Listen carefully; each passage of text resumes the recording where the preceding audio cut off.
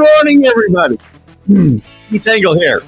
TGI Sports Talks. Are you curious? I'll be joined in a few minutes by my co-host, the Mad New Yorker, Carlos Chavez. Welcome, everybody, on this beautiful Good Friday.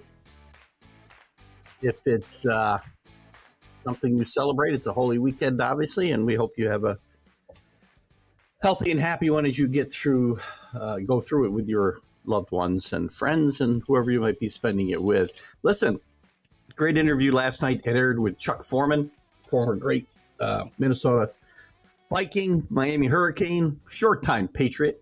It's a fun interview. He went through a lot of things. The most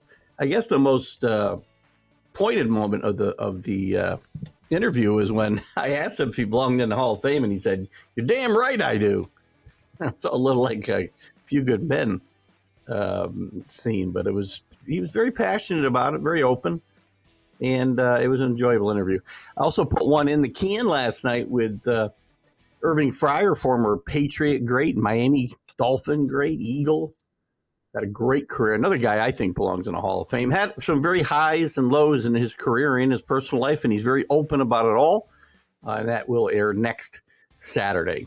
And, of course, this weekend we'll have the Sunday Stream of Consciousness. We'll start cutting back a little bit on the college sports huddle for a bit as we've hit a bit of a low. We'll talk about some college baseball. We'll talk about the offseason and football as we approach the new season.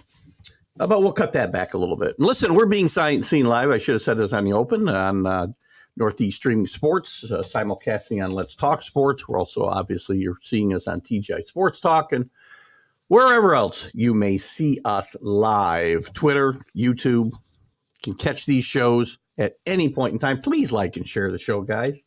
I don't do it enough because I don't like to plead. But, we're moving towards that 2,000 follower mark, and it's a big mark for me. So let's get that. Let's push us over the hump. Everybody get out there and follow the show and invite your friends. So today we're going to get into, and as I said, the Mad New Yorker will join me in just a second. Today we're going to get into some NCAA basketball. We'll talk a little bit about this UConn run, but what I want to dive into mostly is myself. I believe UConn now has moved into the all-time Blueblood list. We'll talk about who those programs are. And today's Blueblood list, basically going back to, say, 2010-ish. So the current Blueblood list is compared to the all-time Blueblood list. Major League Baseball, we'll talk about the Mets and Yankees a bit. Major League Baseball as a whole, who's off to a hot start, who's not, and if anybody should be worried at this early stage in the game, roughly 7 games in for everybody. And the time allowing, we'll get into some NFL chatter. The whole nonsense over Belichick and Mac Jones, is he going to trade him? Is he going to trade him? Is he going to? Everybody in the organization loves him, but one guy. And then maybe even Aaron Rodgers. Is there a new suitor? The rumors are there's a new suitor. It would behoove the Packers to float that rumor, by the way. But we'll get into all of that. And first, let me welcome in our co-host, the Mad New Yorker. Good morning, Carlos. Hey, happy holidays, everybody. Happy spring holidays. We're at Met after. It's opening day, man. It's opening day, so we're getting ready to go here in a few hours. So yeah, the opening day got washed out yesterday. That's unfortunate, but it looks like a nice day today. Are you going to the game? Yep, I'm taking my son. We've been going to this for the last few years. And this year also I got a few Yankee games to go to, so trying to balance it out. Another guy who can't pick a team. Good morning, Alex Simpson. How are you? Hey, if New York wins, I'm good. That's all that happens, It's funny. Alex is trying to get himself into baseball, and we'll dump into baseball in a little bit. We're going to talk some NCAA. But Alex has been trying to get into baseball, and the two teams I told him to jump on now are the Diamondbacks and the Mariners, and neither one's off to a great start. The Mariners are 2-5, not a great start for them. But hang in there, Alex, if you did take my advice. Anyway. I didn't finish the game yesterday. Did the Diamondbacks beat the Dodgers? Did they come back? Yesterday, did they win this game? I don't think they did. I had to go to bed. I couldn't finish watching that game, but the Diamondbacks, the young guys that they had on that team were fighting back. And I think let's take a quick look I think they're gonna be okay. So for giggles. Dodgers 5, Diamondbacks 2. Yeah. So anyway, Yankees and Mets, I think, both postponed yesterday, so they'll get back in action today. It is going to be nice here. Let's talk some NCAA. Let me get the right banner up here so everybody knows what we're chatting about as we get started.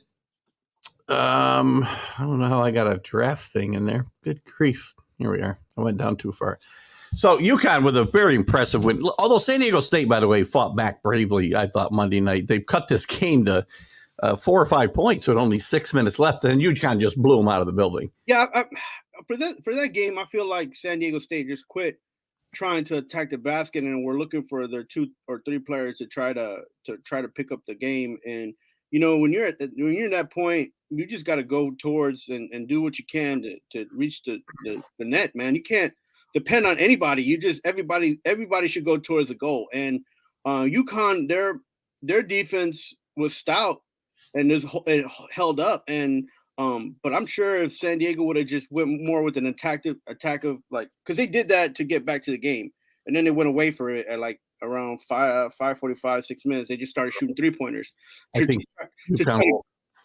try to catch up and make it even more of a game. But they should have just kept going with what they were doing, and they ran out of gas. And that's a team that they deserve to be in the championship. They just didn't have enough. And UConn, credit to Hurley and outstanding job by the older players that they have, because those guys were the glue that kept everything together. Because the young players were a little bit too inconsistent right now, but with this championship, they're gonna build off and they have a good core of young guys. They have like 4 guys that they'll be able to keep this next season. So I would think the only guy they're in danger of losing possibly is Sangano, but I don't even know if he'll go. So they could keep their core. I don't know about the seniors, but most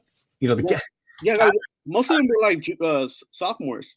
Andre Jackson, who's the glue to that team. You talk to every coach that's played this team, he doesn't have the gaudiest numbers. He didn't have gaudy numbers Monday night, but he's the key that keeps that team moving and makes it go. So he's a local boy here in the Capital District area. Yeah, and then he said the only reason that he stuck around was that he believed in Hurley and what Hurley was letting him know, that he's going to be the guy and that he's going to play him as much as he wants to play and be a distributor and part of that team. So that type of unselfish play goes unnoticed today because everybody wants their number so they can go to the NBA and get their money. But he's the kind of guy who'll do the dirty work. If he puts the work in, I kind of see him being. Now I don't like to compare players, but just the mentality of being like a Chris Paul. Like Chris Paul didn't look too. There's games where he looks like one of the best point guards in the world, but then there's games where you don't see him in the numbers and what he does, but he moves the ball. He keeps the offense moving. He even goes on defense. So now that Chris Paul's older, you don't see that as much, but and all because of all the injuries. But if he can, stay in the gym and work on his shot and be more consistent, he can make more waves than he has already made. So we'll see what happens with him next year. He'll obviously be back. I don't think he's a guy who's going to get drafted in the NBA, but he'll get chances in the NBA. There's only 60 or whatever. So give him a couple more years, and then also a system that works in his favor. Again, Danny Hurley, what he does and what he's done is use his players to their ability. Things that NBA players right now, NBA coaches don't do with NBA players. So Danny Hurley's a great story. He was content to be a high school coach his entire career, like his dad was. I think he was at St. Benedict's, if I'm not wrong, in New Jersey. And he was happy. And then Wagner called one day, and he actually went 25-6, I think, at Wagner's last year. Nobody goes 25-6 at Wagner. Got to Rhode Island, took them to back-to-back NCAAs, which nobody does. And now he's got this UConn. He came into a UConn program that was, kind of wandering in the desert after they were in the American Conference still, the American Athletic Conference still.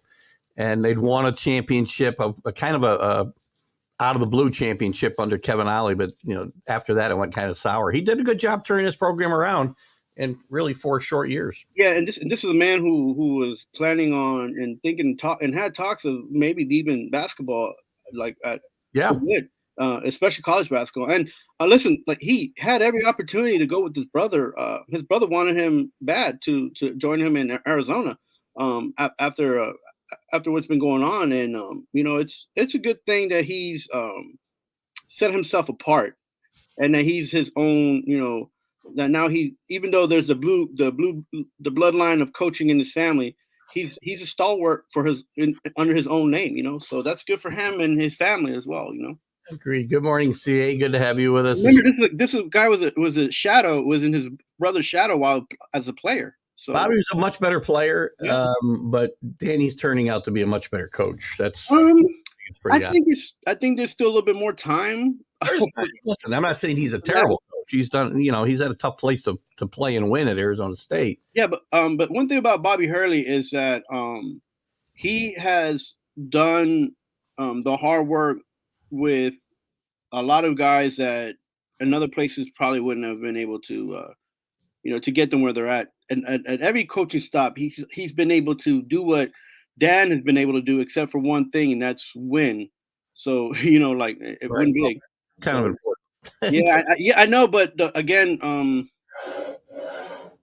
if you compare what Dan was able to do with the amount of players that were already at Connecticut compared to what Bobby had to bring in to Arizona State, it's kind of they're night and day. Two programs that are night and day, administrative wise and athletic wise. So I would argue that UConn, when Danny Hurley got there, was in just as bad a shape as Arizona State. Just they were nowhere. They were finished under 500. They were not good when Danny Hurley got there. The move to the Big East, back to the new Big East, a couple of years ago, really helped UConn reestablish their identity.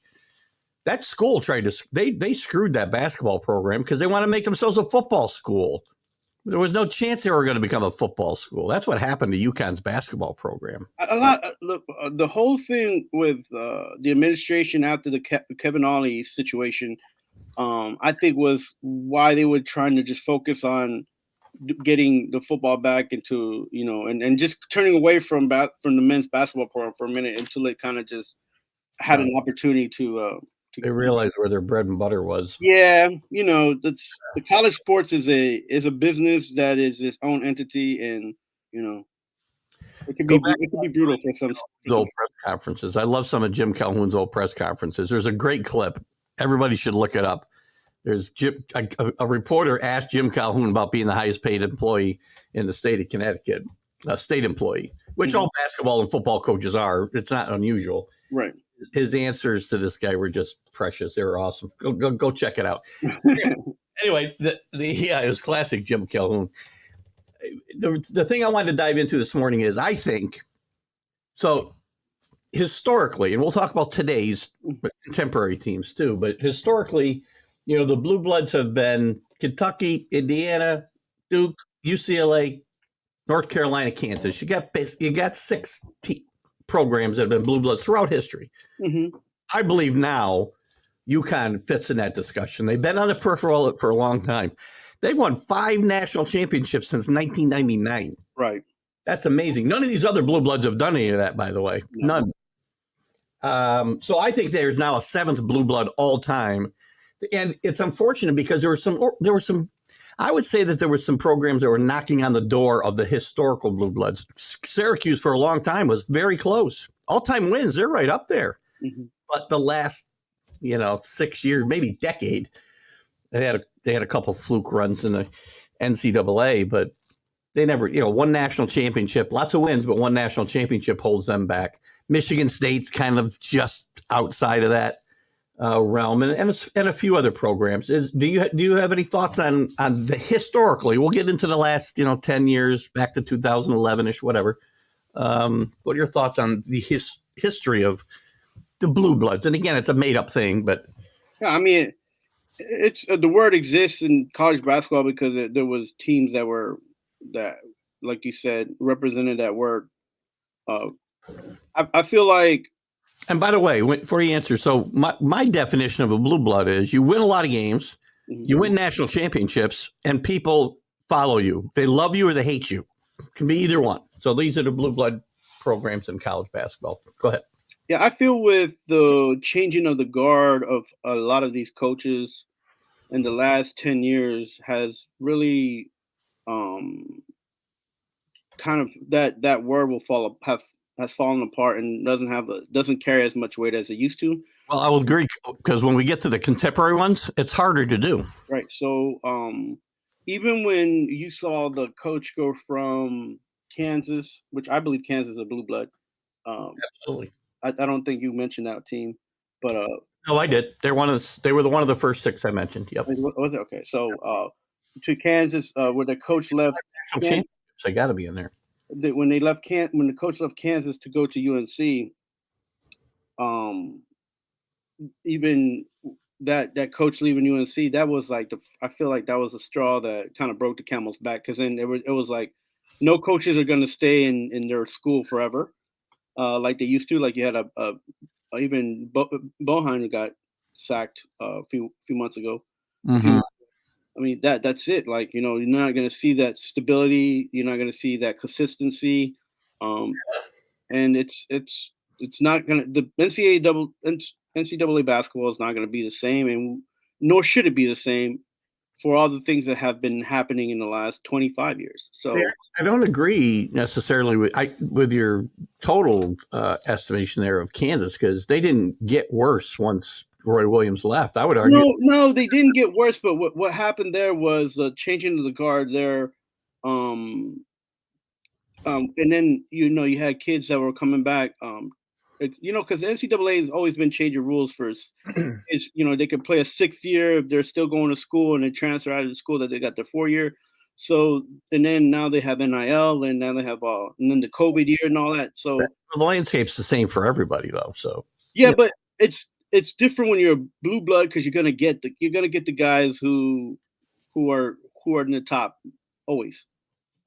Yeah, but it's also hurt these teams stay consistent. I think that's why you've seen some of these historical blue bloods like Indiana, like Duke, like North Carolina struggle more. They don't have year after year of greatness, because kids don't just sit around there on the bench for 4 years and matriculate and be happy about it. They go somewhere where they can play. Yeah, even like Kentucky, when Kentucky's another good example. When they changed over from Paterno to what's his name? Patino. Patino. I'm sorry, Patino to oh my God, his name escapes me. But the old Connecticut coach, the Massachusetts coach. What's his name? Well, there was a couple guys in between, by the way. Yeah, but I'm saying when that turnover, and then they had what's his name? Tubby Smith. Tubby Smith followed Rick Pitino, won a national. And then after Tubby Smith was I think after Tubby Smith was Gillespie, who came from A&M and buried the program before and then got there. Right. Yeah, and then when he came in there, and it was one and done. That's it. You had the 3 years in a row that they were in the they were there in the Final Four or the Sweet 16. Worked for a while, but now that model doesn't work anymore. No, and then so but that was a model that was carried over all over the NCAA, especially the Blue Blood. Right? They were like, we'll get the top recruits, you'll be on TV, and then you'll get a high NBA draft, pick. You know what happened with that too, and this will kind of move the conversation a bit into the contemporary Blue Blood. So, who are the best programs? Again, same criteria I just talked about.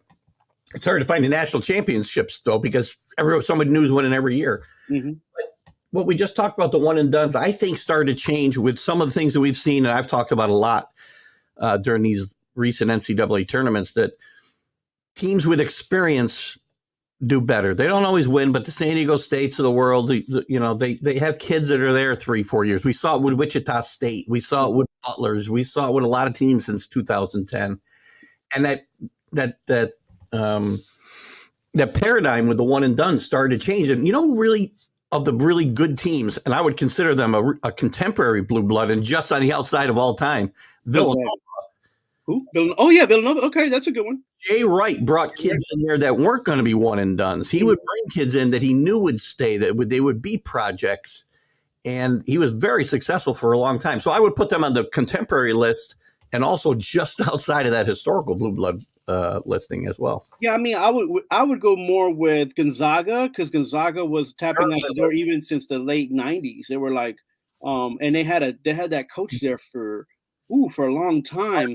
Been there 20 plus years. Yeah. Yeah. So I would put them in before I put in Villanova, but hold on, back up. I will put Gonzaga in. They haven't won a championship. Villanova won 2 with Jay Wright back to.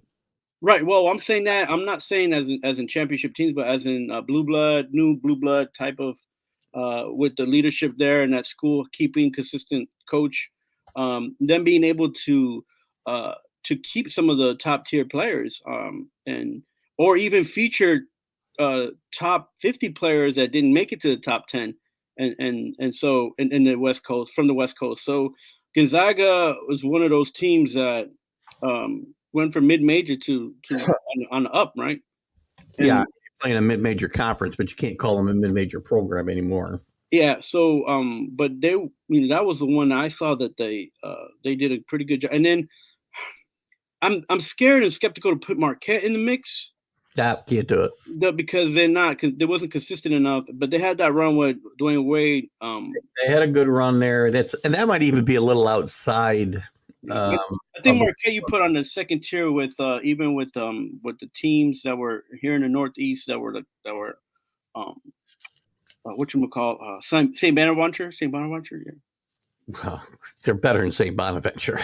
No, I mean I'm talking about St. Bonaventure had almost 6 years that they were in the mix of being in the dance, and then they finally made it. Yeah, but again, we're talking about the elite of the last 10 years. St. Bonaventure is a good basketball program. Hasn't sniffed an Elite Eight since 1970 when Bob Lanier was there. Yeah, but they had so they had a few players come out in the NBA. Let me give you my picks, and I've only got 2 teams that crashed the party in the contemporary listing outside of the Blue Bloods. So the new teams I have in there are Gonzaga and are Villanova. To me, UConn's still in there, obviously. They just won. They've been winning. They're back on track. They've won 5 national championships since 1999. All these other Blue Bloods we talked about, it took them 50 years to win those national championships. Mm-hmm. Duke's still in there. Duke is still one of the best contemporary programs available now. And again, can't look at championships because nobody's won more than one except Villanova in the last 10 years. So I've still got North Carolina, UConn, Duke, and Kansas in my contemporary Blue Bloods, and I add Gonzaga and Villanova to the list. Yeah, but now that Jay Wright's not there, there hasn't been. That will fall backwards. We're talking today, right? They've had one bad year in the last, decade and a half, and I'm not going to penalize them for that. Okay, so that list seems about right. And the SEC, it's always been Kentucky, right? Always in the right. Yeah, it will be until there's been teams that are upstarts. It's funny. The SEC always looks like a great league, but they flame out. Unless it's Kentucky, they flame out, and as you go down the tournament or even early in the tournament, they flame out early. The Tennessees of the world, the Auburns of the world, Alabama. Is Texas too much in turmoil with what they've been doing to be putting in that blue blood? Because they've won a couple of championships.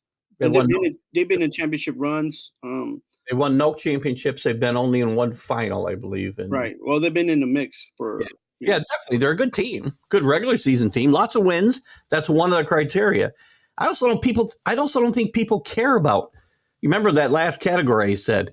They've got appeal, whether it's good or bad. People love them or hate them. That's why North Carolina, Duke can maintain their list, even though they have some up and down seasons now. They do still win, and people either love or hate them. I mean, in college, it seems like the powerhouse, the blue blood, kind of always have a football team to piggyback as well, or to kind of balance them out. Not necessarily. With Connecticut, is their women's basketball team is outstanding and will be outstanding for years to come. But not one of the historical Blue Bloods we just talked about has ever won a national championship in football, or even really been close, quite frankly. Kentucky, Indiana, Duke, UCLA, North Carolina, Kansas. But Duke, yeah, I mean, but I'm saying is they have a program, a football program that kind of. Gonzaga doesn't even have a football program. The piggybacks off of them, so Gonzaga does not. But yeah, so these teams are the teams. They're the big generator at their school. I mean, I shouldn't say that. I mean, even in in the Big Ten, Indiana still generates a bunch of money for the university. But historically, it's been the basketball team that's carried the weight there, not the football team. That's the interesting thing again about the Blue Bloods. They aren't carried by the football program, which a lot of teams and teams like Texas and Alabama and Tennessee, And some of these other teams we say can't get over the hump. It's because one of the reasons is they can't get out of the shadow of the football program. That's part of the problem.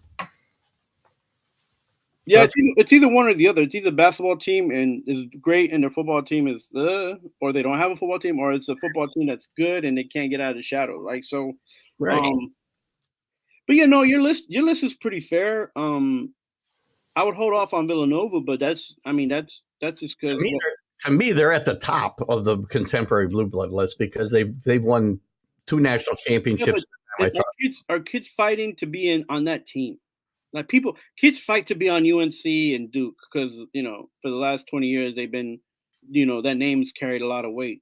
I would argue that while Jay Wright was there, a lot of kids would choose that school over others. Now that might be a problem going forward. Well, we have to see, right? They got off to a horrible start this past year, and then kind of rebounded, but not soon enough to get themselves a berth. I think that's what a bloodline is too. It's like are kids fighting to be in that program, and if they're not fighting to be in a program to wear those, to wear those shoes and wear that uniform as well. So that's part of it, because it's about brand. The brand means a lot, right? So you know what, the brand of the school means a lot, and the brand of the coach means a lot. So the coach, right, and again, Jay Wright leaves, it gets a little harder to get names to come to Villanova.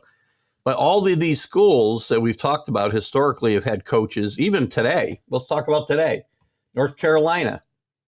Hubert Davis. This carries a little cachet, but not as much as Roy Williams did. So they've struggled a bit the last couple of years. Yeah, but I think Duke will be okay. John Shire did well enough in his first year that I think they will continue and maybe even get better now recruiting. The last couple of years with Coach K might have been tough because nobody knew if it'd be his last year or not. I think he did a good enough job. Mark Few, that's how he gets kids. That's what brings kids to Gonzaga. Well, the reason is they go to Northwest Washington, except for the coach. So the coach and Bill Self, again, the names recruit themselves, so. Yeah, I mean, and I feel bad for Hubert Davis because they keep saying that he's on the how can he not be on the hot seat? But I'm like, give this guy what he needs and he'll be all right. So. Do you really think that North Carolina isn't giving Hubert Davis what he needs to succeed? What else does he need? He's got one of the historic programs in college basketball. He's got some of the best facilities in the country. He's in a great spot, there in Raleigh, Durham area. How can you?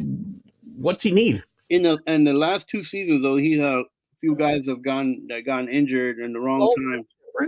And then after that, there's no depth. So.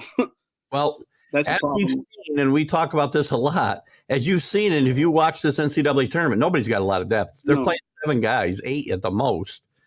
I looked at the box score from Monday night, and there was a lot of ones in there where they put guys in at the end of the game to get them, off the bench and get them a little TV time. But most of them were going 7 deep, and that's it. Yeah. So if you can go 8 deep, you have a championship team.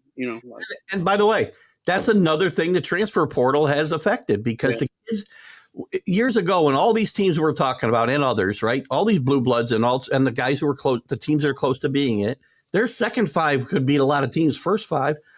That's not the case anymore because kids don't sit on the bench. I'm going to leave North Carolina or UConn or Villanova anywhere, and I'm going to go someplace else and play. I don't care if it's Wichita State, who had a great run there a few years back, or the Loyolas of Chicago. They'll go and play, and that's why it's hurt the Blue Bloods a bit and helped the second tier teams as you talked about. So again, maybe that's good though. I would give Hubert Davis 2 more years just to kind of. Yeah, he's going to get time. I think he'll get time. I'm just not sure he's going to do it. I mean, last year they got to the Final Four, but they got to the final, right? But they did not have a great season. They got hot and they got healthy, and injuries had a lot to do with it, and it had a lot to do with this year. But again, that only goes so far. Everybody has injuries, so you got to find a way to get past that stuff. And the ACC is much more parity than it ever had before. Yeah. So I mean. Those Duke, UNC, those are going to be the teams that are going to keep shining no matter what because of Coach K, and then you have UNC because of Jordan, right? Oh yeah, absolutely. Even though they have had more players than Jordan, you see UNC in the number 23 everywhere. When you think about Nike and what they do and with those colors too, and to keep it flashing in front of the young people. So fortunately, they haven't come out with a black uniform yet, like everybody else has. I don't. Maybe they haven't. I haven't seen it. By the way, we're talking about the ACC. There's a great 5 or 6 part documentary on the ACC network. If you have it, it's all about the history of the ACC tournament. First conference tournament there ever was in college basketball. First conference to say, I don't care who wins a regular season. Whoever wins this tournament is going to get our NCAA bid. At a time where leagues only got one bid. It's very, very interesting. If you're interested in ACC basketball or college basketball history at all, watch this miniseries. It's really, really good. All right, I'm going to check it out. Yeah, I'm just about, I think I'm up to the last episode here. So it's really good. Switching gears. Major League Baseball is off to a start. We got a week under our belt, 7 games for most of the teams. The Yankees off to a pretty good start, 4-2. Mets a bit uneven at 3-4 because the Mets got a lot of problems right now. Are you surprised that the Tampa's 6-0 right now? Very. They're one of the surprises for me this first week. Undefeated. I did not see this. I still think the Blue Jays and the Yankees are the class of the division. I think the Yankees, look, at 4-2 is not a bad start. You've carried that out through the year. You've won 100 games. So, I think it's way too early to try to decipher who can stay consistent. And I'm not picking winners based off this last week. Yeah, definitely not. If you're trying to bet hard and try to figure it out, this is not the opening week is not the week to do it. There are trends that you can find that, again, I'm more likely to look for disturbing trends the first year than really, say, oh, this guy's so hot that, he's going to hit 70 home runs. That's not going to happen. I mean, the Mets worry me. Again, I've been a proponent, maybe more so than Met fans like yourself, of Buck Showalter in this team. But with Verlander already out and Scherzer's just gotten lit up his first 2 starts, does this team need to worry? To me, and nobody's hitting except Alonso, and his batting average isn't there. He's hit for some power. Right. Senga's who's really a positive on this Met team? Senga pitched really well. The most positive thing on the Mets right now, and I'm going to keep saying that, is that they're having the opportunity for the young players to come up and play. Right now, they're going to recall Alvarez because is he going to play though? Huh? Is he going to play? Alvarez? Yeah, because the catcher's out. Which catcher got hurt? Navarro, yeah. Okay, I missed that news. Okay. Yeah. So Alvarez is going to come up. They want to bring on Batty, but Batty has that finger issue. They're kind of want to be conservative with him. Be up. I also think they're trying to hold down his service time a little bit. That's another thing too. It's ridiculous, but because they're the thing with who they have on third base. Everybody's name is escaping me right now. Escobar, yeah. With Escobar being on third base, they're only playing him. They can't play him when they don't pitch him. They don't play him when there's like lefties on the lineup. So, does he hit right-handed? No, I'm sorry. They don't hit him when there's righties. They don't. There's times that they don't play him. I can't remember which it is, but I think. Be up and he'll be I think he'll be a big part of this team before the season's out. Yeah. So they're gonna bring him up. So, and it's the thing is now who is their DH? What are they doing with that? Well, there's like one guy. There's another guy who's off to a decent start, by the way. Tommy Pham and limited bats. He's off to a pretty good start. I guess most of his damage was done in one game, I guess, but. Still, he's off to a better start than some. You are the eternal pessimist when it comes to your teams, Carlos. Do you think this? Do you not see some danger signs with the old guys hurt? No, I told you straight up when they got Verlander, that was a wrong move for them. They should have got 3 or 4 more young pitchers. They should have brought up the guys that were pitching that were in the minors and work on those guys. Give them confidence and put them in the game. Now they're playing McGill because they have to play McGill. And they're playing Peterson because they have to play Peterson, and Quintana's out for as long as he gets recovered. So I would say let's just put him on the 40 day DL. 30, I think he is. Yeah. So And then even with Sugar being out for the season, it just those things are going to happen on every team. The problem with the Mets is that it happens with most of the team when it happens. Even the last 2 years, they were one of the teams aside from the Padres that had the most injuries, had the most lineup changes, and You that's know what? Baseball today, though, everybody's getting hurt. right. So Train, you got to get through that stuff. It's not an excuse for losing. no, and that's why your young players have to be ready to go, and they have to, and they play a huge part of your season now. And the Mets have like in three positions, some of the top 20 players in every position, in three positions, and they can do it. They just have to make sure that they make the moves at the right time. If they keep holding out, then they don't get these kids in. They get less and less experience, and when you need them, they're not going to have that confidence that they need to. But when it happened last year, and we talked about it, even with the Yankees, like go ahead and get rid of Torres, get the players that you need, get him off because he's not going to be in and out of your lineup, because of this and that, whatever reason. And the Mets the same thing. They didn't move up these guys. They have these guys sitting there, and you don't move them up at the right time. And when it matters, they're not gonna be a huge effect on you. When they moved up Alvarez to do for the hitting, he had maybe two bad games. On the third game, he got a hit, and then a home run. But then again they didn't play him for a game, and then they played him after that. And he just didn't have consistency and being in the game and hitting. And for a young player, it's important for them to get consistency, whether they do good or not. I don't think any young player or any baseball player goes in thinking they're going to be good. They just want to go in there and get as many opportunities as possible.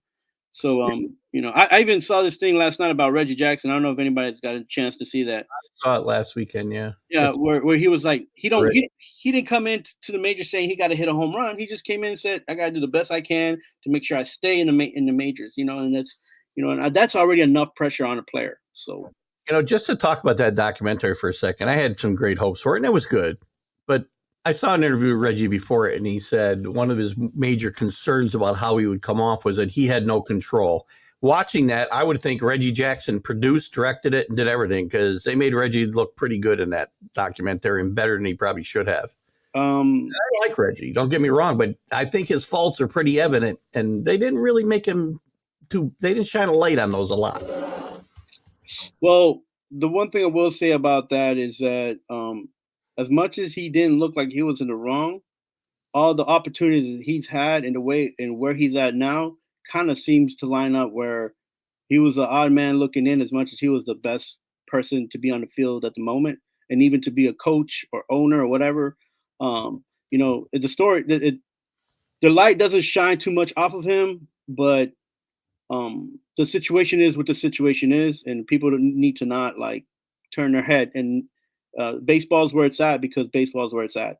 I think some of Reggie's comments about racism in the game, and I'm not saying it doesn't exist, believe me, but I think Reggie Jackson isn't the guy to be well, maybe he is the guy to be talking about it because he wasn't persecuted, maybe in the minor leagues, but when he got to the major leagues, he was not treated like, again, one of the slaves on the plantation. No, I mean, again, the situation in baseball, it is what it is. And the guys who've gone through it, generational, have different experiences. Reggie came in a time where there was already a precedent set about Black or African-American players playing baseball. And he was one of the best. And he didn't have to go through the situation that all the other players had to go through because of where he played.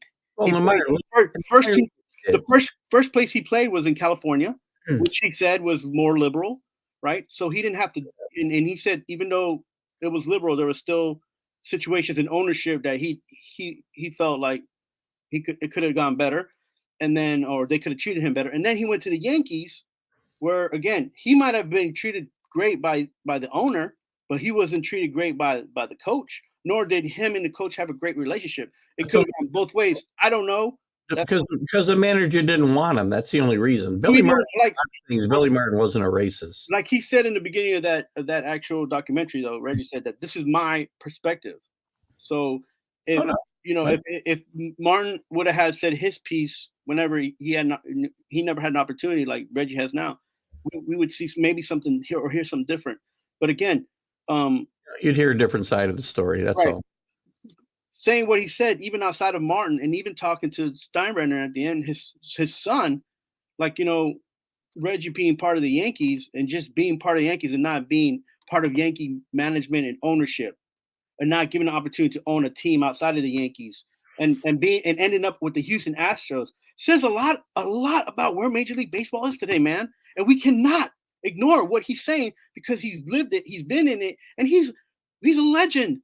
He's a legend. He had to leave the Yankees to get an opportunity in the Houston Astros, man. Well, what do the Yankees owe him? I mean, he played 5 years. The Yankees didn't owe him anything except respect and the fact that he knows about baseball and then listen to him. I don't disagree with that, but this isn't unique to Reggie Jackson. This happens. No, but this is the problem. Is it's his story and he's telling it, right? And you're making it sound like, oh, he directed it and making himself look good. I think he did. I think as much as it looked better than he was. Even if there's some truth to that, because it's a documentary anyway. Even if there's the reality is baseball has and needs to still change, and it's coming. I'm not agreeing with that at all. I'm just talking about this specific instance. That's it. Okay. Well, I mean, so again, great documentary. If anybody gets a chance to see it, I would not tell people don't watch it by any means. It was very entertaining, and again. I remember before I watched it, hearing Reggie say, my one concern is I don't have control, and he felt it was going to be slanted. If anything, it was slanted in Reggie's favor is all I'm saying. I mean, I think what happens is when you're a player like in his caliber, like for instance, Ohtani right now, right? He's the best player in baseball, right?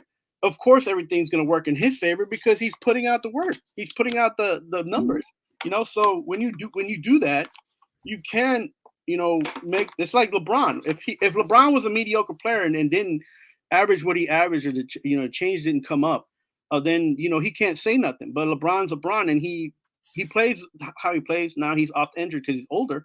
Yeah. But his voice wouldn't carry if he wasn't that have that all-star like. I'll leave the Reggie conversation with the funniest thing I ever heard about Reggie's time with the Yankees, and there's many things, right? The magnitude of me, there's all this other, all things he actually said. The one thing I'll talk about two things: the sport, and actually Reggie does talk about this very honestly about this. This is what I was going to talk about, but the sport. What was the name of the magazine? Sport magazine. The article that came out when he joined the Yankees, and he talked about, he was a star that stirs a drink. Munson can only stir it bad, blah, blah, blah. Right. He's a straw that stirs a drink. He claimed he was misquoted, and Reggie said when they interviewed Munson, and he told about the story, and he said, "What did Reggie say?" He said he was misquoted, and he said for 300, Reggie left the F word out. 300 effing pages, he was misquoted. So, anyway, the one I want to tell you was Mickey Rivers one time during the midst of all the chaos, and you're maybe too young to remember to have lived through the chaos of the 77, 78 Yankees. They won championships, but there was chaos every day. One day, when everything was going on and crazy, the reporter was talking to Mickey Rivers, Yankee center fielder, and also a black man, by the way, just to make the context a little better so it doesn't sound bad. They asked him, they said, we're talking to Reggie, and Reggie over here says he's got 137 IQ. And Mickey says, out of what, 1,000? Oh, wow. I think it was hilarious. It speaks about Ricky. That was Mickey, too. Or he didn't, I doubt Mickey knew exactly a high IQ was. So, and I'm trying to get Mickey on my interview show, so I'm not bad-mouthing you, Mickey. It's a very funny story. That was a lot of anybody who likes baseball or wants to learn about Reggie Jackson and Mr. October should watch I believe should watch the documentary and just. I don't say don't watch it. No. And just you see what his life has gone through in baseball through his eyes, right? So there are a lot of great books you can get about his time in Yankee history through that whole mini dynasty, right? And they're books that are written from both perspectives, or many different perspectives, I should say. And you can get the whole story if you can. You got to read them all to get the whole story. Right. Anyway, we got sidetracked a little bit. What are the other takeaways from Major League Baseball here in this first week? The Yankees Aaron Hicks got to figure out if he's going to play baseball or talk about playing baseball. Like, Aaron Hicks is not going to play baseball in New York much longer. He just, he doesn't need to comment about anything, man. Like, just play baseball right now. Not to say that don't use don't use the pulpit that's given to you, but come on, calm down, man. Like, it's harder. It's harder on any athlete to have or say anything, expect a lot, and not put out any kind of statistics that are positive. And not just showing up to the game and being in part of the game and say, okay, he was an outfielder or he was a pitcher or he was a third base. No, go out there and do what you do and do it to the best of your ability. And everything will kind of take care of itself, especially in baseball. If you're playing well, you're definitely going to stay on the field, right? If you're not playing well, you're eventually going to get off the field and eventually find your way down to downtown to the minors, right? He might be looking to talk himself out of town because this guy got his contract, which is a pretty good contract for Aaron Hicks, by the way, off of one good season. He hasn't been healthy for an entire season other than that one season, and he hasn't played well except for that one season. I mean, he's played with your best player on the Yankees team, and your best player on the Yankees team is not even in baseball right now. Don't say nothing if you don't produce anything. What are we talking about? Best player is not there anymore? Yeah, your best player on the Yankees. Well, the best player in the Yankees is still there. No, your favorite player on the. Well, that's Bobby Mercer. He's been dead for 20 years. No, I'm talking about the young guy who talked himself out of a job. Yeah. I'm not going to say his name because if I say his name, it'll get red hot and heated. I don't know why I'm having a brain fade here. Who the hell are we talking about? Oh my God. Now I just forgot his name. That he went to the Cubs. Oh, Clint Frazier. Jesus Christ. Shut up, Clint Frazier. Where are you now? You're not even in baseball for crying out loud. And he's still more than Rob. And he still will send out like little tweets and comments down there. I'm like, go. You got so many chances with the Yankees. Oh my God. Good morning, Robert Butler. How are you today from Sports Scopes? Check out Robert's show. Carlos is there often. I was here last Wednesday night. Always enjoy spending time with Roger. We're talking about a lot of stuff. We geek it out. Techno geeks. So anyway, welcome to the show this morning, Robert. Thanks. And again, I didn't go off too long on Clint Frazier. See, I got out of the way in about 15 seconds. That was but I got you huffed and puffed already. That guy just needs to shut up. Even Reggie said something about that in the documentary about people having an opportunity to say things. But players they have right now they have Twitter and they have social media, but some. What I like about a lot of players is that they don't say anything for weeks because they're playing their game, right? But if you hear from a player every day, you just got to be like, come on, relax a little bit. Speaking of shutting up, let's move on and talk a little bit about Aaron Rodgers. This week, the news came out that there may be another team involved now. The Jets, listen, and we've but we talked about which teams got leverage here, the Jets or the Packers. Packers have no leverage. None. But suddenly the 49ers, and there's a mystery team. I believe it's the 49ers, have come up with the conversation of maybe being interested in Aaron Rodgers. Part of me thinks this is the Packers maybe trying to create some leverage with the Jets because they have none with him or with Rodgers or the Jets. And it's getting late. I think they got to get this done before the draft. Do you think that there's a realistic possibility another team is involved here? You know what I'll do because of the juju that the Jets have with with always picking great picks for the first round. They should just give the first round pick to the Packers and get it over with. What have your first rounders done lately anyways to be saying that I want to keep this pick? If you don't turn your first round pick into multiple picks in the NFL draft, you already lost in the Russian relay of draft picking anyways. Your first rounders aren't always the best pick that you make anyways. So they're not the picks that win and lose you championships, by the way. So you're struggling so much with this idea. It's like your luck is so great. It's so great that I'm okay with the Jets saying take the first round pick and do whatever you want with it, because it hasn't ever boiled down to anything that has been helpful to help the Jets get any championship type of caliber team going. Maybe when they drafted like the old linemen in the early 2000s, but that still took a few more seasons. But even if you were just to take your theory and say that's right, by the way, they did a pretty good job of the draft, other than Zach Wilson, maybe. And again, we got to. Yeah, but they got multiple picks. They just drafted Garrett Wilson. They drafted a kid out of Florida State who's going to be a monster. They drafted Sauce Gardner. These are all first-round picks. Okay, but they also, again, were they in the playoffs last year? They would have been with a quarterback. No. Here we go. Well, the quarterback was a first round pick. Again, Yeah, they were again away from contention.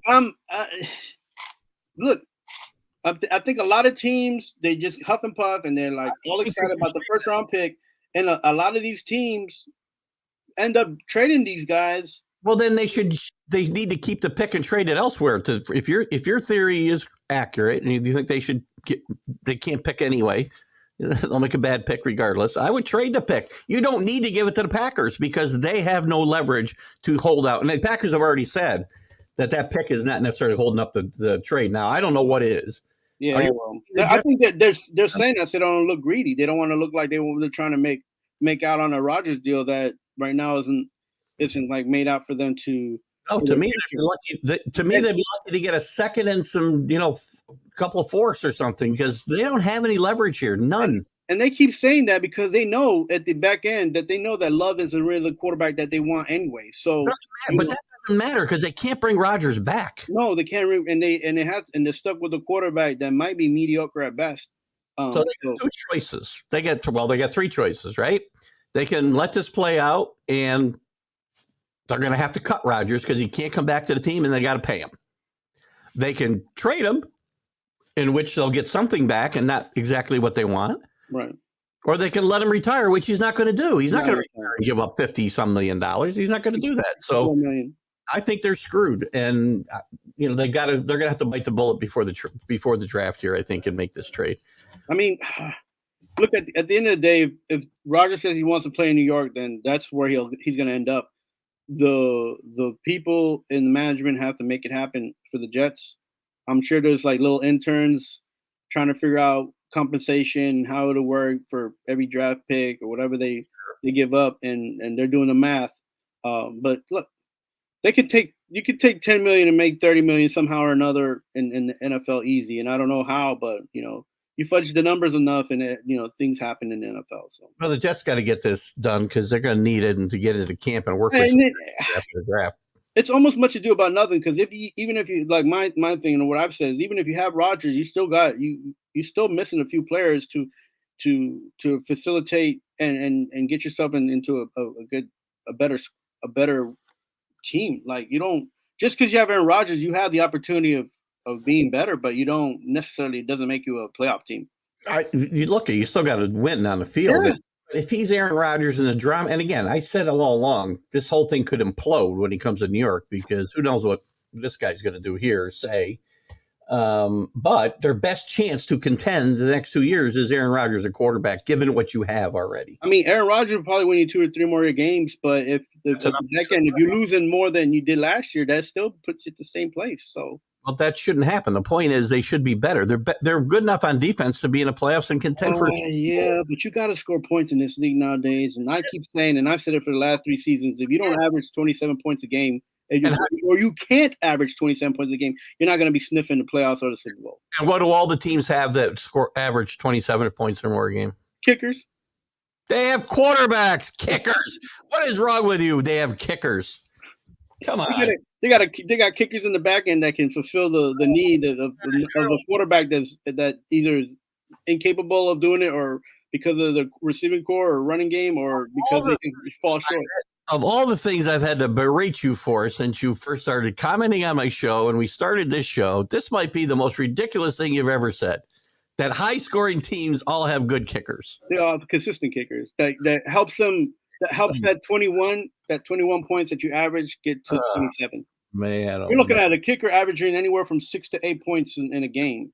I will say if you're relying on your kicker to win Super Bowls. No. No, I wouldn't say that you have to rely on your kicker. I'm just saying that you have to have a good kicker.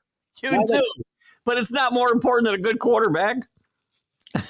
You can have an average quarterback and a good kicker, and you'll be in the playoffs. Listen, you could get the best kicker in the history of football to kick for the Jets, whoever you want that to be. He's going to go in the playoffs. You're not going to playoffs. You don't have a quarterback. I'm just saying. So. Because they'll always be 2 players short of trying to do something. God. Oh, God. I was not expecting that answer, by the way. You could have said almost anything else. You could have said the offensive lineman, and I would have agreed you more than. No, it's like, so I say it, and I'm being facetious, like, because God. you know, the one other team on the other side of the stadium, the reason they won 5 games was because they had a kicker. So And a quarterback.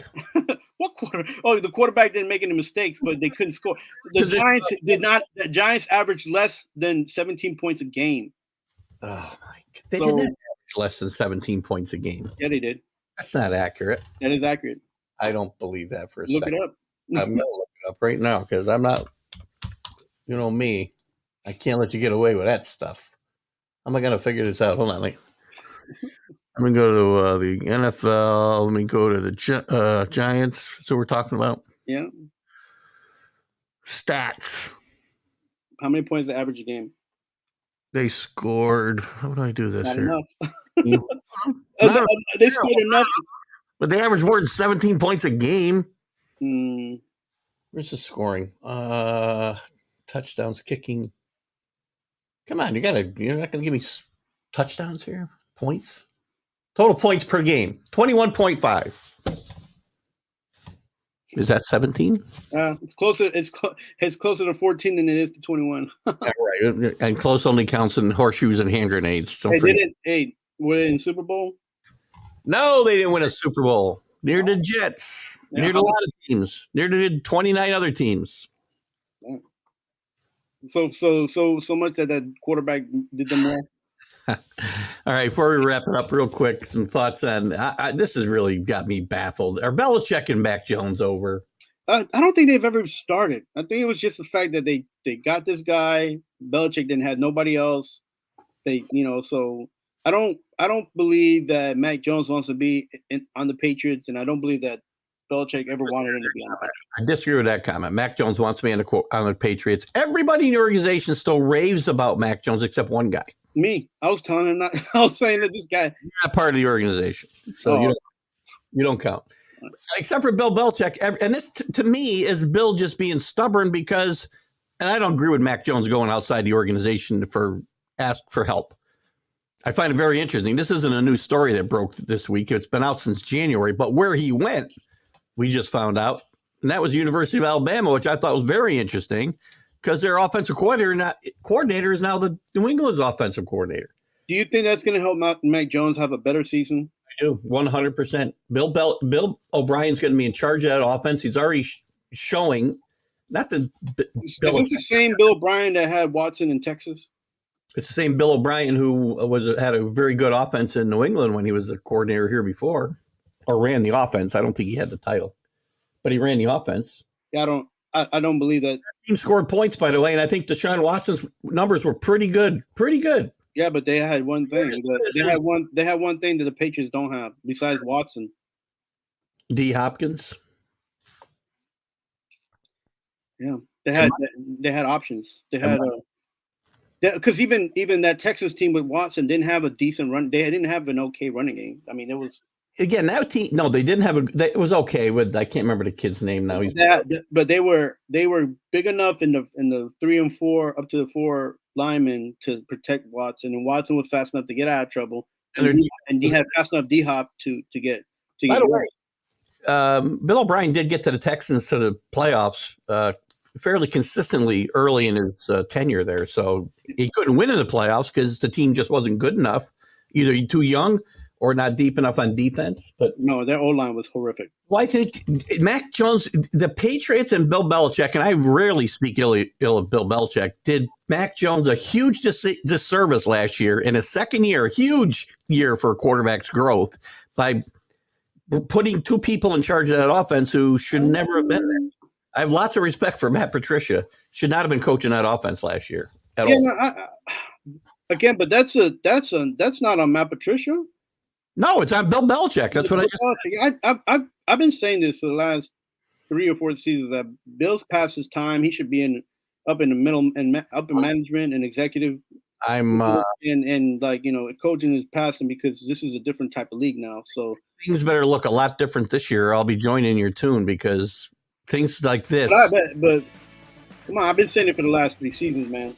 Well, but that has been true till now, because now I'm. Okay. All right, Carlos. Great job today. Thanks for tuning in. Watch us next Friday, and we'll see if Keith's head stays intact for that show. Guys, have a great guys. We'll see you Sunday with the stream of consciousness show. Bye-bye. Happy Easter, guys. Happy Easter.